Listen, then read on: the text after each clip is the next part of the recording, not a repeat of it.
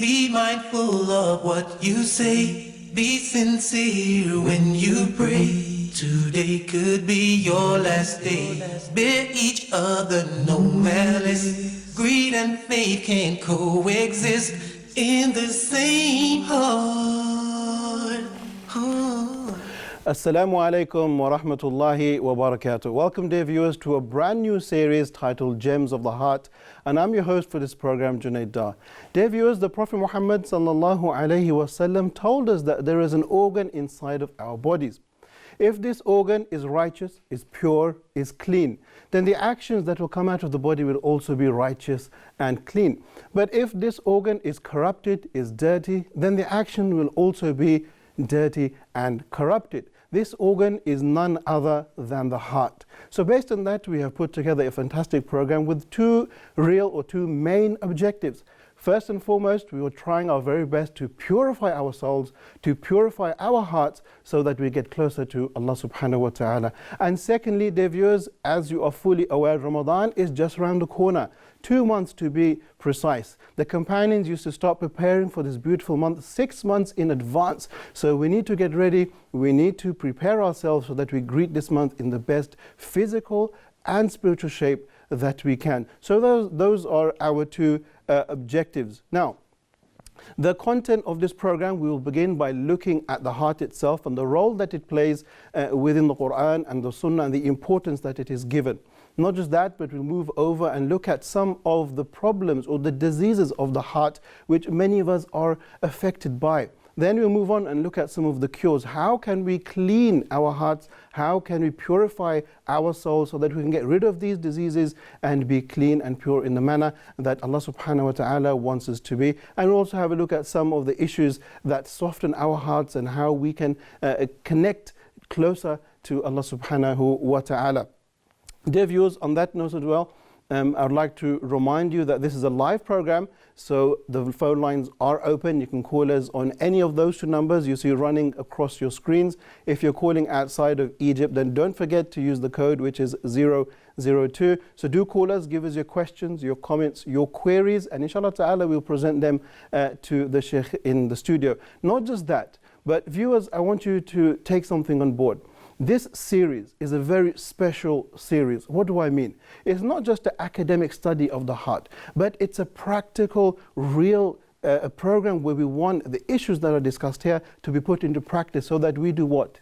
That we purify ourselves and we make our hearts clean. So at the end of every program, dear brothers and sisters, let's put them into practice, starting with myself and then onto yourselves. Put these into practice and see how we can change our lives, how we can become connected with Allah, how we can feel closer to Allah subhanahu wa ta'ala. How many times is it that in Ramadan, when we are standing behind the Imam and he's reciting this beautiful recitation, he's crying, he's emotional, and yet you don't feel anything, yet you feel that your heart is hard. So we're going to try our very best to give the correct information and also make it as practical as we can. And finally, I would like to say my thanks to Allah subhanahu wa ta'ala for making this program come into life. And I'd also like to thank Huda TV for their creativity and for making this program here possible. And I would also like to thank all the viewers for tuning in and giving us their continual support. And finally, I would also like to thank the Sheikh who is joining us here in the studio. So let me begin by giving him a proper introduction, and then inshallah ta'ala we can get into our questions. So if I can begin by introducing our Sheikh, we have with us Sheikh Ibrahim Zidan, who will be taking this massive responsibility forward, inshallah ta'ala. And you've presented a number of programs. One of your most popular programs is Quran in Depth, and you work with us very closely on other programs as well. Sheikh, I'd like to give you a very warm welcome by saying Assalamu alaikum. Wa alaikum assalam wa rahmatullahi wa barakatuh. It's my pleasure, and I ask Allah subhanahu wa ta'ala to make it easy for us and to give us ikhlas and sincerity so that we all have a pure heart to meet Allah subhanahu wa ta'ala with. Ameen, ameen.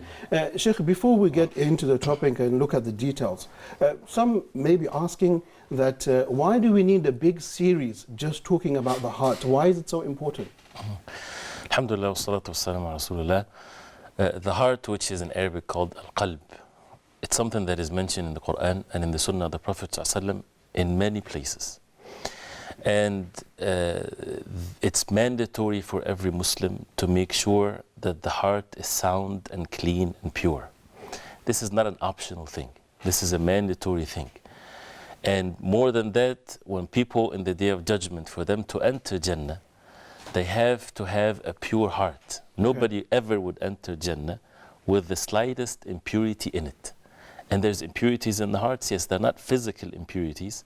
This is something that is explained in the Quran and the Sunnah. That means it's knowledge, that it's mandatory for us to learn, and actions that we need to do to make sure that we have a sound heart. And it's enough for us to know just like one verse where Ibrahim alayhi salam, he made dua to Allah subhanahu wa ta'ala, and he said, وَلَا تُخْزِنِي يَوْمَ يُبْعَثُونَ يَوْمَ لَا يَنْفَعُ مَالٌ وَلَا بَنُونَ إِلَّا مَنْ أَتَى اللَّهَ بِقَلْبٍ سَلِيمٍ. Do not disgrace me in the Day of Judgment, in a day when there's no wealth nor offspring will avail the person, benefit the person, except only those who would come in the Day of Judgment. They would come with a sound heart, salim.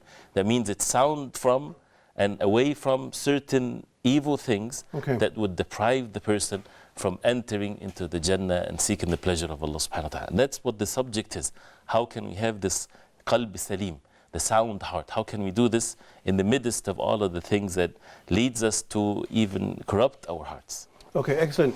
Sheikh, you've made mention of purifying the heart, and obviously this being a very important matter inside of the fold of Islam. But this process that we are going to talk about, is it something that once you've reached it, you're done? Or is it a continuous process which we will be doing until we die? No, it's a continuous process, because when we say purification of the heart, that means it keeps on coming impurities into it. And I would give a clear example, physical example. Okay. If you have your house or your apartment and you live in a clean area, do you have to clean the apartment all the time, or can you just leave it because there's no dust outside, there's no dirt, and you close the door, you close the windows? Why do you keep on cleaning it? Closer than that, our own bodies. SubhanAllah. Why do we have to clean ourselves physically? If we don't get exposed to filth and impurities, we still have to clean ourselves. If we don't clean ourselves, we can't sit with one another, if we don't do that in a few days. Yeah. So Allah subhanahu wa ta'ala created life this way. There is no self-cleaning system that sustains our life. So the same thing for the heart, for us to see that when we leave our hearts, and since the heart is inside of our bodies, many people, they don't pay attention to this. Okay. So the heart can be full of filth, and the person is not aware of it. And that's why actions has to be done to constantly clean it. And again, because the person would not enter Jannah unless the person has a clean and pure heart. Sheikh, you drew a very beautiful picture there of a house and how we constantly are cleaning the house. But if I can expand on that picture, some of the ways in which the dirt enters into the house is either through the windows or through the doors. So can we say that as Muslims, our eyes, our ears, our mouths, these are some of the ways in which these diseases or dirt can enter into our heart? Definitely, this is beautifully said. This is Ibn al-Qayyim rahimahullah. He gave a parable like this exactly. And he gave the parable of the heart like a house. And the shaitan, he's standing outside. If you're securing the house, he's outside. The goal of the shaitan is not to let the person do one bad deed here or there. He wants to enter the house. Okay. He wants to enter in your heart. And once the shaitan is inside the heart, he's in charge. He's in control. He will beautify the evil. He would make the person see what is evil a beautiful thing. Right. And he would see the beautiful things, the good things, evil things, because he's now inside of one's heart. So how can we make sure that we block the shaitan away, and the shaitan would never give up whatsoever? He's waiting for the chance to enter the heart. And there are certain things if a person do, he's basically opening the gates of his heart, like opening the gates of the house to whatever evil can come in, and of course the shaitan. So our duty in this life is to keep the shaitan away. Okay. If we relax and he's our enemy, it's not going to happen this way. We have to do certain actions, physical actions, actions done by the heart, knowledge to be learned for the person to make sure that the shaitan never enters. Otherwise, it's a real fitna and a real deception in this life. Okay, Sheikh, one other thing I want to make mention here with all due respect is that many a times we find that a lot of the brothers and the sisters will pay a lot of attention to the physical aspect of Islam. So just for example, they will grow their beards, or they will wear nice clothing, the thobe or the hijab, and do lots of the physical things, but they neglect the internal aspect. Would you agree with me on that? Definitely, and it's important to get the balanced idea and the proper knowledge in this. In Islam, we have outside appearance actions and inward actions, and both are part of the deen. And they work together very closely. There's no really separation between both. Meaning, the basis of all of the actions is present in the heart. And once the heart is sound and pure, as the Prophet ﷺ said, then everything else will be sound and pure. The outside appearance and the actions, because Allah subhanahu wa ta'ala ordered us to do certain things with our hearts, with our tongues, with our physical actions. So if the heart is sound and pure, everything is sound and pure. But if the heart is not sound and pure, then that would reflect on the physical appearance. So if a person commits a sin with the outside appearance, we can clearly, easily say that there's a corruption in the heart. SubhanAllah. So this misconception that many people would say, my heart is good, my heart is pure. When a person would say that in the context of committing a sin, no, your heart is corrupted. My dear brother, if you are committing a sin, this is a sign of a corruption in the heart. But if a person is showing the outside appearance perfect actions, Allah knows best. Maybe the person is doing that to show off. He might have a disease of arrogance and showing off and so on in the heart, but that doesn't show. And that's why they both work together.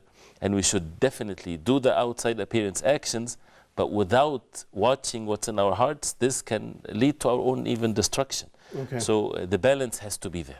And also, Sheikh, is it fair to say that if there is a person who has lots of contradictions with his heart and with his physical self, that this is possibly leading him to the road of nifaq, hypocrisy? Definitely, that's what nifaq is all about. And nifaq is when a person has something in his heart that is different than his outside appearance. And Allah subhanahu wa ta'ala, of course, as we know, mentioned them in the Quran and mentioned the aspect of the heart with regards to the munafiqeen. That فَأَعْقَبَهُمْ نِفَاقًا فِي قُلُوبِهِمْ إِلَى يَوْمِ يَلْقَوْنَهُ. That Allah subhanahu wa ta'ala put nifaq in their hearts till the day of judgment. Why? Because they broke the promise of Allah subhanahu wa ta'ala. They did something physically against the orders of Allah, and as a result of that, Allah subhanahu wa ta'ala punished them with regards to their hearts. They have disbelief in their hearts, and outside the appearance, they go to the masjid, they pray with the people. So this contradiction, we need to do the sidq and the truthfulness, that all of our affairs are on the same pace, if we can say that, the heart and the tongue and the actions. But we have to start first from the heart. That's the asl. This is the base.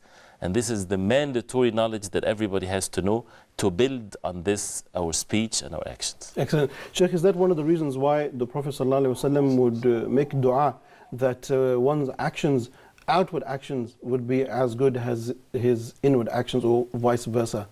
The actions, yes. And the Prophet ﷺ, he said that with regards to the heart, and that Allah subhanahu wa ta'ala does not look at your outside appearance, but you look into your hearts and your actions.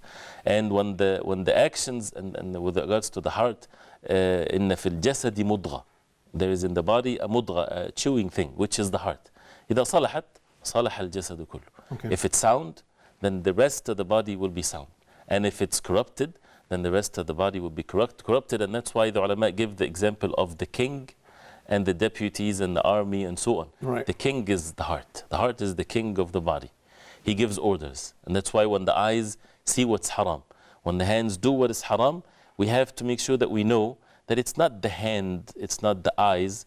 There's an order has been sent from the king, from the heart. And when the heart is corrupted, he would send these organs to do corrupted things. So if the heart is sound and good, it would send the eyes and the hands and so on to do what is good. So that's why paying attention to what's inside, especially for those who are sincere.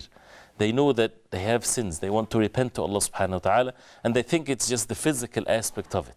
No, there is a disease inside, rooted in the heart. With knowledge, it get exposed, and we get to know how to cure it, so that we become steadfast on the deen of Allah. Okay, thank you very much. Sheikh, just on this note, I would like to turn to the viewers here and make mention of our phone lines. You can see our numbers running across the screen. The phone will be open after our break, which will be coming up very shortly. So please do get close to your phones and ask any question that you like, or even if you have a comment you want to put forward to ourselves here live in the studio, please do get involved and pick up your phone and do so. But that'll be after the break. Okay, Sheikh, let's have a look at another prophetic narration, where the Prophet ﷺ told us that Allah subhanahu wa ta'ala, He doesn't look at your outward selves, or He doesn't look at your wealth. Rather, He looks into your hearts. What is the teachings here? The teaching, as you said, إِنَّ اللَّهَ لَا يَنظُرُ إِلَى صوركم ولا إلى أجسامكم. Allah subhanahu wa ta'ala does not look at your stature, your posture, your bodies, but rather He looks into قلوبكم وأعمالكم, into your hearts and your actions. That means, as the ulama they say, it clearly says that al-qalb, or the heart, is the place where Allah subhanahu wa ta'ala looks at. And Allah subhanahu wa ta'ala is the all-seer. We as human beings, I cannot see what's in your heart, you can't see what's in my heart. Allah subhanahu wa ta'ala sees what's in our hearts. And we can deceive people, whatever we like to deceive them, they will be deceived. I can smile, I can see all beautiful things, but only Allah subhanahu wa ta'ala knows what's in my heart. Okay. And that's why the real successful person is the one that is watchful of Allah subhanahu wa ta'ala. When he do actions, when we make our salah, when we give charity, when we stay away from sins, what Allah subhanahu wa ta'ala is seeing from in our hearts now. Are we sincere? Are we doing that for the sake of Allah subhanahu wa ta'ala alone? And we need to test ourselves. And we need to continuously do the good deeds. And we need to have the knowledge of how to do it with sincerity, with following the way of the Prophet sallallahu alaihi wasallam. Because at the end, a person can come on the Day of Judgment with mountains of good deeds. Okay. And it become wasted. Why? Because there was not attention given to the heart. That what's the sincerity in these actions? Is it according to the way of the Prophet sallallahu alaihi wasallam? Is it with truthfulness and so on? Okay. Okay, excellent. Sheikh, this brings me to my next question, and that looks at the process itself of purifying the heart. Is there a standard that everybody must reach to, or are we all different? So if I purify myself, I will get to a certain point. If you do it, you will get to a different point. Is that fair, or is there a fixed standard for everybody? There is a mandatory aspect of it that is mandatory for everybody. People excel in these aspects according to their guidance from Allah subhanahu wa ta'ala, as everything else in this life. But there's a mandatory and there's a standard, which is the way of the Prophet alayhi salatu wasalam. We know that the purest heart ever is the heart of the Prophet sallallahu alayhi wasallam. And Allah subhanahu wa ta'ala ordered us to follow the way of the Prophet alayhi salatu wasalam. So we need to follow the way of the Prophet sallallahu alayhi wasallam, how he purified his heart. Okay. Prophet sallallahu alayhi wasallam, as we all know, in Mecca for 13 years, there was not too many orders, physical actions for people to do. It was all the process of purification of the heart, so that once the orders comes, this is halal, this is haram, there was total submission to the orders of Allah without setting opinions and likings and so on. And Aisha radiallahu anha, she said something the like of this, that in Mecca people, if they were ordered to do this and not to do that, they won't do it. But when the verses of the Quran were revealed, talking about the Jannah and the hellfire, and these are the means to purify the heart, then the hearts returned to Allah subhanahu wa ta'ala. Then when the orders of Allah subhanahu wa ta'ala came, they were ready for it. Okay. So this is what we see when we talk about religion, day and night, and then we don't see change in our lives. It's not because we're physically not able to. We can do this and say salah. We can get money out of our pockets. It's something physically not challenging whatsoever. We can walk to the masjid. Women can wear their hijab. It's not physically challenging. But what's the problem? The problem is in the heart. Something can be like a huge stone or a mountain in the heart, and the person is not able to do these simple physical actions, and that's what we need to again pay attention to this. We need to be patient with our hearts. And Sheikh, based upon that, we know the verse of the Quran where Allah says that the prayer, it restricts a person from committing fawahish or committing bad actions. Is that linked to the heart? Because many times you see somebody pray, and as soon as he finishes his prayer, he gets up and does something completely opposite to what he's been doing. One of the things, since you mentioned that, some of the ulama, they say, you can check your whole entire life from your prayer. Okay, subhanAllah. If you want to see if you're steadfast truly on the deen of Islam or not, look how you're making your salah. Look how the salah is in your life. If a person doesn't pray whatsoever, this is a different situation. But for a Muslim that making the salah, is he making the salah to get it off his shoulder? Just something quick. It does not enter into the heart. Just words being said by the tongue, physical actions. Therefore, the heart can be full of corruption. And the person's action outside the salah is the same way. So when we focus on the salah to make sure that the khushu', one of the first thing to be lifted away from the ummah, as it's mentioned in some of the narrations, even hadith of the Prophet ﷺ, is al-khushu', humbleness or focused in the salah. Abdullah ibn Mas'ud radiallahu anhu, he said that this is the first thing to be lifted, and he said, Yushik, very close, you would enter on a masjid jami', a huge masjid, and you won't find one person in it khashi'an, someone that has this devotion in the salah. So that means this is the first thing to be a person to be deprived from. Physical action still going, but the heart is losing and losing. And that's why when we make sure that our salah is done with devotion, it doesn't work with the salah alone. Because also what we do outside the salah affects our salah. Person committing sins, then he expects when he says Allahu Akbar, then the heart is devoted to the salah. It doesn't work this way. But it needs dua. It needs repentance to Allah subhanahu wa ta'ala. It needs the proper environment that we put ourselves in. Sacrifice. And it's worth it because the matter is Jannah. And we have to be clear and honest with ourselves. Do we want from the deen to just have some satisfaction in this life?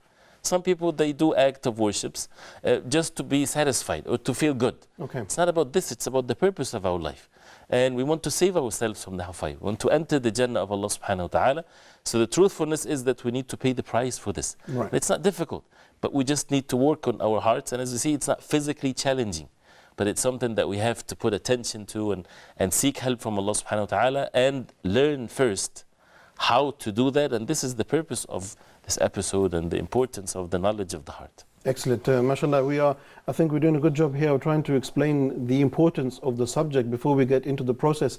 But also, Sheikh, I would like to ask a question here about, we know our teachers tell us that Iman is something that increases and something that decreases. So can we say as well that because we're talking about the heart, that at times our purification also increases and decreases? Is that right? Correct, definitely. Because anything that we see, anything we do, anything we hear, it goes straight into the heart, and whether it corrupts it or purifies it. So we're constantly changing, and that's one of the meanings. The meaning linguistically, literally, of the word qalb, which is heart, comes from it's so much changing. The heart changes all the time. Sometimes you would find yourself want to do all kinds of good things. Other times you feel bored. It's a normal thing as long as the person is not committing sins. But this is a normal thing that things changes, and that's why it's important that we take physical actions to make sure that we bring what is good into the heart.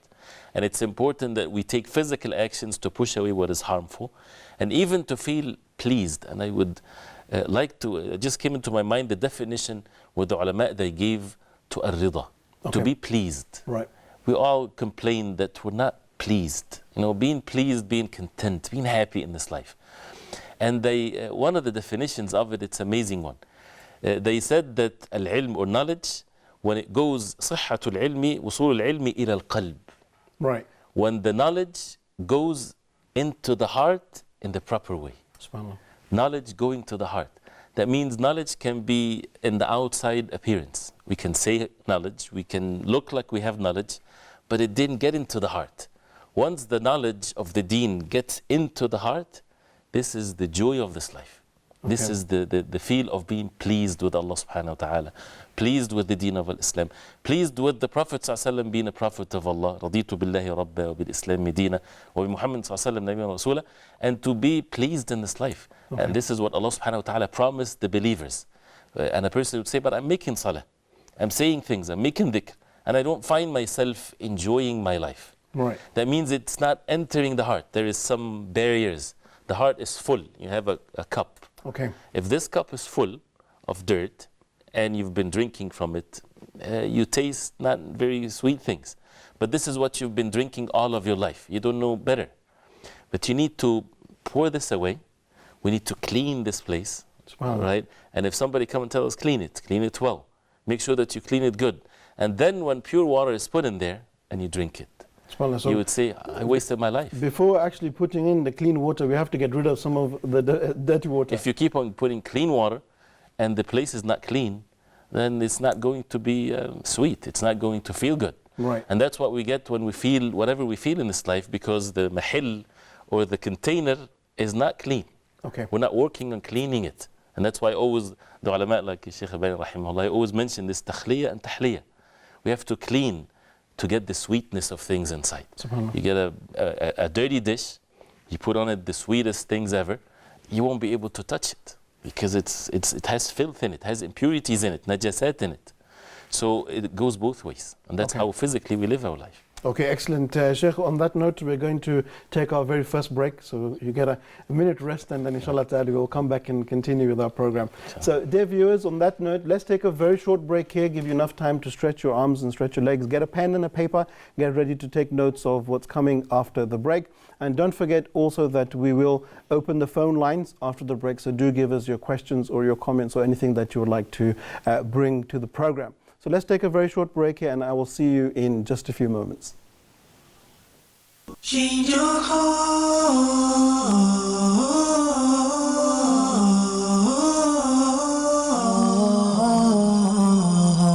Lord, change our heart.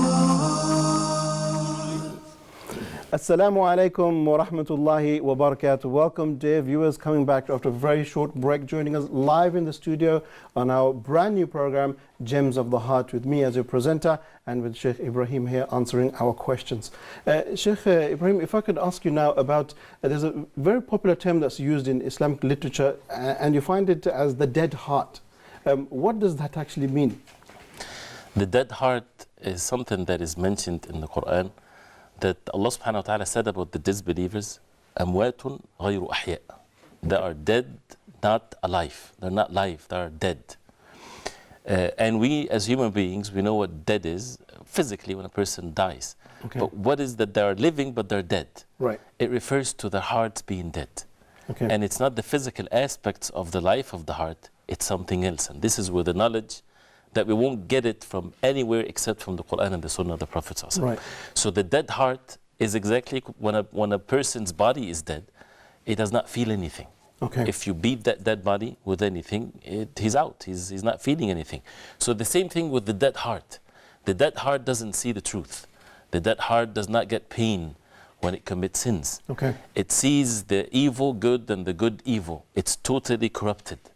And this is where there's signs actually to the dead heart. And that's why the opposite of the dead heart, or the life and the good heart and the sound heart, it has tawheed, the oneness of Allah subhanahu wa ta'ala. It has the ittiba', following the Prophet sallallahu alaihi wasallam. It follows the orders of Allah subhanahu wa ta'ala.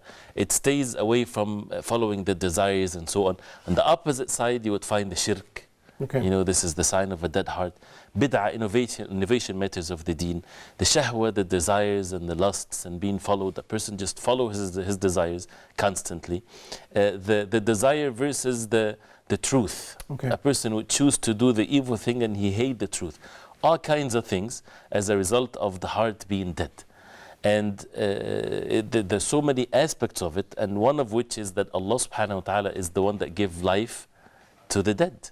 Okay. And the same thing when it comes to the dead heart. Who would give life to this dead heart? When a person is dead, he cannot do anything to himself. Okay. He needs the help from Allah subhanahu wa ta'ala. And that's why when a person seeks help from Allah subhanahu wa ta'ala, Allah subhanahu wa ta'ala can give this life to him. And the life is, like the water to the dead land comes from, Allah subhanahu wa ta'ala. So this water is basically the Quran, the wahy. Okay. And this is not my words. Actually, Allah subhanahu wa ta'ala mentioned that in the Quran. Gave an example. أنزل من السماء ماء فسالت أودية بقدرها فاحتمل السيل زبدا ربيا. The verse in the Quran talks about the water comes down and it floods the valleys and it pushes away the dirt as a result of the flood. فأما الزبد فيذهب جفاء وأما ما ينفع الناس فيمكث في الأرض. The zabad, the foam and the dirt goes away, and what benefits the people stays on the earth, which is from the water. This example, as the ulama, they say in the tafsir, which is mentioned in the Quran, it's about the Quran and the hearts. The Quran comes into the heart, pushes away, gushes out the evil things. That's why we need to seek this cure and to give life to our hearts from the Quran. Okay. Learning it, and that's the knowledge of how to cure our hearts. Pushes away the evil, and then the good stays there, pushes away the shaitan. Okay, excellent. Dear viewers, at this point I would also like to remind you that our phone lines are open now, so you can call us on either of those two numbers which are running across your screen. And if you're calling from outside of Egypt, please don't forget to use the code, so give us your questions or your comments. Not just that, but also if you jump onto Facebook and you type in Gems of the Heart, you will see our brand new Facebook page. So please do go there and do like the page, inshallah ta'ala. And not just that, But the Sheikh is going to give homework, and he wants to see which one of you is the most dedicated student who is putting these lessons into practice. So we will put, at the end of the lesson, we will give you a question which you will see running across your screen. And inshallah ta'ala, we will wait for your answers on our Facebook page, and then we'll read them out at the beginning of our next program. So please do get involved. Sheikh, the viewers will be saying the Sheikh is already giving us homework right from the beginning. Wallah, I ask Allah subhanahu wa ta'ala that we benefit, but really it's not something that we should just listen and go. We need to take matters more serious. Okay. We need to remember what we hear. And if we don't write things down, if we don't put things in practice, we lose it, we forget it. And that's why, for example, the knowledge of how to make Hajj, most people, they don't know it because they don't go for Hajj every year. Right. But when it comes to how to make Salah, we remember that right there because we're constantly practicing it. So the same thing, when it comes to the deeds of the heart, we're constantly doing something with our hearts. While we're sitting now, the hearts are working. There are intentions, there are actions, there are seeking rewards. The fear of Allah subhanahu wa ta'ala, being pleased with Allah subhanahu wa ta'ala. That might be arrogant, envious, whatever, all kinds of things like this. It's constantly happening in our hearts. So if we neglect this knowledge, what happens? A person might not able to know what is right and what is wrong, and he wastes his life in this filth of evil things. The Prophet ﷺ, when he said that the weight of a mustard seed of kibr, of arrogance, in the heart would lead the person to be thrown on his face in the hellfire. That small of impurity in the heart can cause so much destruction. Okay. And again, I'm saying this so that we, myself and everyone else, see the importance of it. And kibr or arrogance, as an example, is not something that a person will walk looking in a certain way. No, a person can look very humble, and his heart is full of kibr. It's inside. It's an inward action. It's not something to be seen necessarily. Of course, there's signs to be seen, but it's inside the heart. Okay. And that's why it's hidden from many people. It's like cancer that creeps into the person without feeling the effect of it. Okay. Sheikh, am I fair to make this analysis that Iblis, Shaitan, was the first one to be ruined because of a disease in his heart, if that's correct to say? Definitely.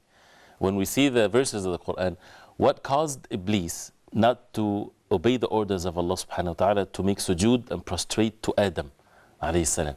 It's not the physical action of sujood. He said, قَالَ أَنَا خَيْرٌ مِّنْ خَلَقْتَنِي مِنْ نَارِ وَخَلَقْتَهُ مِنْ طِينٍ. He said, I'm better than him. You created me from fire, and you created him from mud. So what is this? What's that statement refers to? What's in the heart? It's kibr, it's arrogance. And that's why the ulama, even when they talk about the different types of kufr, there is kufr al-jahl, kufr al-juhud, kufr al-takdhib, and there is the kufr of al-kibr. Okay. The one type of disbelief is the disbelief because of arrogance. And the leader of all of this is shaitan. Okay. Shaitan, his kufr is because of his arrogance that he arrogantly refused. And this is something that is present in the heart, of course, that shows in physical actions. And that's why when we make sujood to Allah subhanahu wa ta'ala, this is a great favor from Allah subhanahu wa ta'ala on us, because it makes us work on ourselves to humble ourselves and not to have this kibr inside of our hearts. SubhanAllah, so that's how dangerous the matter can be, that to the extremes where you can even be in the footsteps of Shaitan or Iblis. Right, and the same thing with being attached so much to the worldly gain. Abdullah ibn Abbas radiallahu anhuma, he said, but it's important to understand it in the proper way. He said, al-qalb, this heart, if it's immersed, drowned in the mubah, in the permissible acts, not in the haram, Okay. but immersed in it, right? Adlam, the heart becomes dark, SubhanAllah. not able to see the light. So even the permissible things, meaning sleeping too much, eating too much, talking too much, right? These things, although it's permissible, as long as a person fulfills the different rights of one's life, but when life becomes this, what happens to the heart? The heart becomes hard, becomes weaker. And then the shaitan can get in, and then it goes to another level, to a lower level in which the person then would indulge into haram. And this is how shaitan takes the person step after another. And if we're not working on ourselves, then things get worse, and that's why we have to always purify ourselves and elevate ourselves. Okay, excellent. Sheikh, once the Prophet ﷺ was approached and he was asked about the concept of taqwa, and asked about the concept of iman, and he pointed to his chest and he said, ha huna, it is here, it is here. What does that mean? Now, the Prophet ﷺ, when he was asked, and he said, at-taqwa ha huna, the taqwa is here. What does it mean? It means that the taqwa which means the fear of Allah, means the purification of one's sins, means the modesty and to be obedient to Allah, starts from the heart and it ends in the heart. And the physical actions and the speech is a result of what's present in the heart. Okay. So this is what we were talking about before, that it's not about just doing things physically. It's about how is it coming from our hearts. Is it for the sake of Allah or to show off? Is it sincerely, truthfully because of the love of Allah subhanahu wa ta'ala, or because that's what everybody's doing, right? And that's why people, they will be tested with regards to this and sometimes get exposed what's in their hearts. That's why fitan, tribulations, trials, exposes what's in the heart. A person at times of ease, he's praying because everybody's praying. He's giving charity because that's what the norm is. But then at times of a calamity or difficult times, what's in the heart comes out. Right? So that's why it's important that we pay attention to this, and that's why this is the place. But not to say like others or some people, they take this or misinterpreted this, that it's all about just some meanings in the heart.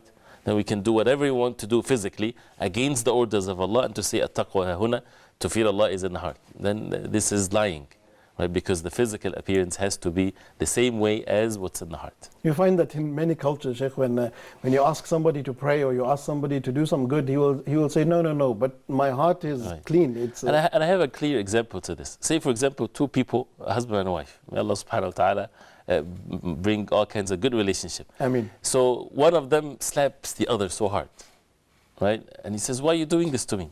He said, my heart loves you so much, right? But my heart loves you. And then he punches the person again. He says, but my heart. See, it's something that only crazy people would do that. Nobody would believe this. So the same thing when a person says, I love Allah subhanahu wa ta'ala. The taqwa is in my heart. Okay. And then committing sins and so on. It doesn't work that way. We don't encourage anybody to try that as well. Okay, Sheikh. So my next question is about these actions that come from the heart. So for an example, if you do an action and I do an action, let's say it's the same thing. So let's say you give $10 in charity, I give $10 in charity. Is it possible that you could get more reward for doing that and I could get less reward for doing the same action? Definitely, but even more. A person two people do the same thing, one get rewarded and one get punished for it, right? Because if a person is doing it for the sake of other than Allah, he get punished for this action. And a person, if he's doing it for the sake of Allah, he gets rewards. But doing it for the sake of Allah can be also in levels. Okay. How pure is the sincerity? And this is where the levels of the good deeds can be one more than the other. And a person has the concern, that he has the concern, I want to make sure that what I give is to the best benefit possible. And another person, he doesn't care, he just give it to whoever. The same thing for the salah, it's very clear in the salah.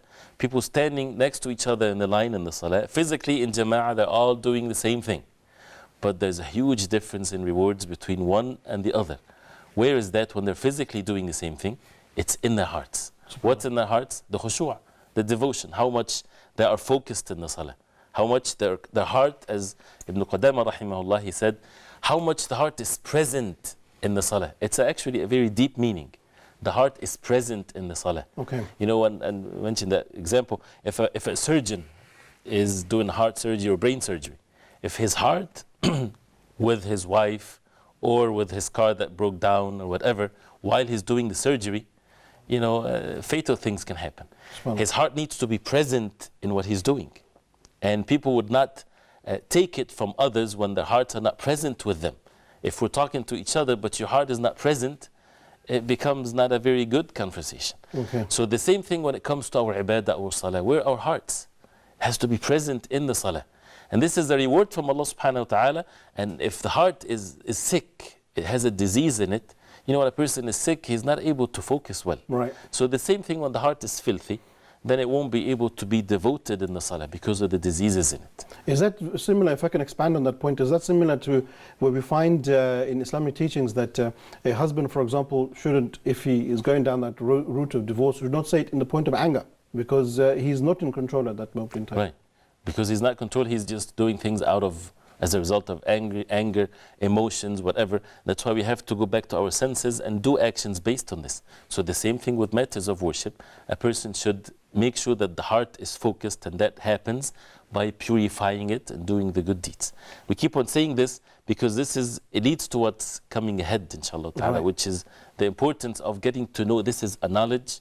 And I want to stress that so much, that this is a mandatory knowledge for every Muslim to learn, because I see many of us, we don't take the actions or the things done by the heart seriously. We think that we know what arrogance is, and we'll work on it, right? We know what the love of Allah subhanahu wa ta'ala means. I'll work on it. No, it's knowledge that needs to be taught, Quran and Sunnah of the Prophet ﷺ, how to acquire this, and then we have to have the patience of taking the steps to acquire these things, otherwise we would lose it and not to have it, definitely. Okay, Sheikh, we don't have too much time left, so I want to just very briefly look at some of the main points of this topic. And inshallah, these points, I want to look at them in more detail in upcoming episodes, maybe each episode in each point, but just very briefly, so I can understand and the viewers can understand the concept. What role does dhikr, remembering Allah, play with the heart? The dhikr, which is a separate episode by itself, it's the remembrance of Allah subhanahu wa ta'ala. There's two places to it, the heart and the tongue. Right? And we're supposed to make dhikr with both the heart and the tongue. And when the heart is busy and the tongue is keep doing it, this is fine, but it's not the most perfect way. But keep on doing dhikr with the tongue, it washes away what's in the heart.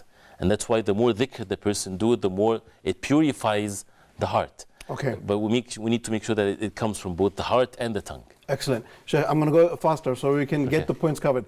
What about the role of the Quran, very briefly? How does that play with the heart? The Quran is the life of the heart. This is the water to the dead land. This is the real life, and that's why reading the Quran, memorizing the Quran, reciting the Quran, it pushes away these evil things from our hearts, and that's why one of the things that needs to be done every day. We cannot live without opening the Quran and learning from it and benefiting from it. Excellent. And Sheikh, very briefly again, what is the role of a pure heart in connection to good manners? Good manners is not a rewardable act that what everybody do, because a disbeliever can have good manners. Good manners in Islam is something done for the sake of Allah. And the good manners mean that a person, if he's tested by people with bad manners, how would that be the reaction of a person with a good heart? He would focus to seek help and rewards from Allah subhanahu wa ta'ala alone. Okay. The heart that has the love of Allah subhanahu wa ta'ala would forgive. Not for the sake of the others forgiving him, but for the sake of Allah subhanahu wa ta'ala alone. Okay, Sheikh, I want to look at the flip side now and look at some of the diseases of the heart, but very quickly, we only have a minute. One of the things that corrupts the heart is jealousy. Is that correct? That's correct, if it's done in the wrong way. Although jealousy can have a good side to it, because this is one of the attributes of Allah subhanahu wa ta'ala in a good way. So jealousy with bad expectations, without evidences, without truth to it, that definitely destroys the heart. It comes with bad expectations and so on.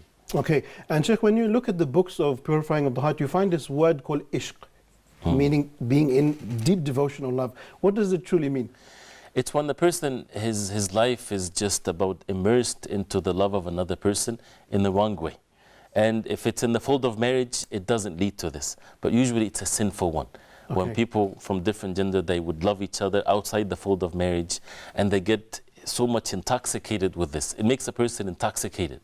He's not able to see what is right and what is wrong, and it leads to sin and so on. And the hearts become so much attached that it doesn't have any space for the love of Allah subhanahu wa ta'ala.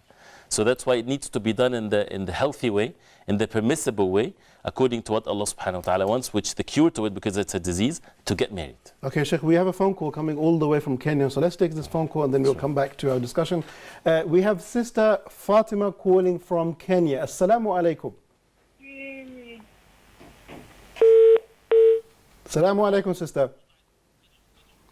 Unfortunately, it seems like it was disconnected. But dear Sister Fatima, if you're still there, get back onto your phones, inshallah ta'ala, and redial the number. We are here in the studio. We would love to take your call or your comment. Thank you very much. So, Sheikh, mashallah, people are getting involved or trying to get involved. We are coming to the end of the program, Sheikh, and it's time for people to get the homework. Would you agree? Sure. Shall I tell them or do you want to tell them? No, you go ahead, inshallah. Okay, tayyib. Dear viewers, we've come to the end of our program here. What a, mashallah, fantastic program, Gems of the Heart. We had a quick overview of what is going to be discussed. Everything we discussed today is a series in and of itself. And we will look at all the things to do with the heart, what are the diseases, how we can purify them, step by step, in detail. So please do take notes of that. Now, the homework. You must go to our Facebook page and put your answers on Gems of the Heart there. The homework is, the question is, how many different types of hearts are there? That's correct, Sheikh, right? Okay. What are the different types of hearts and how many are there? So you've got two questions there in one. And you can put your answer in our Facebook page, inshallah ta'ala. I will personally monitor who is answering and I'll feed back to the Sheikh about those particular answers. So dear viewers, we've come to the end of our very first segment. I would like to thank the Sheikh for coming to the studio, Sheikh, and inshallah ta'ala we will be here on the same time next week, inshallah. Thank you very much. And dear viewers, I'd also like to thank all of you for tuning in. And Sister Fatima, thank you very much for trying to call. Inshallah, next week you will call and we will take your questions or your comments. On that note, we would like to conclude and say Assalamu alaikum wa rahmatullahi wa barakatuh. You're living in a lawful way. Be mindful of what you say. Be sincere when you pray. Today could be your last day. In the same heart. Only you can change your heart. We call upon you to do so that we may submit to you.